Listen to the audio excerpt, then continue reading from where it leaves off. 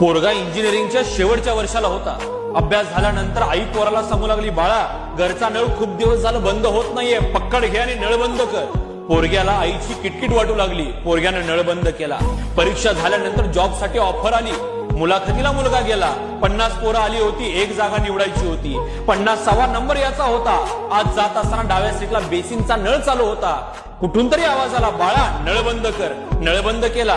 खुर्चीवर जाऊन बसला. प्रश्नाची उत्तरे दिली आणि मुलाखत घेणाऱ्यांनी सांगितलं 49 पोरं नापास झाली, 50वी तुम्ही पास झाला.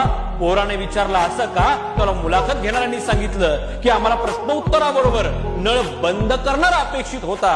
घरी आला, आईला नतमस्तक झाला आणि सगळ्या जगाला ओरडून सांगू लागला, घड्याळाची किटकिट टाइम मॅनेजमेंट शिकवते, पण आईची किटकिट लाईफ मॅनेजमेंट शिकवते.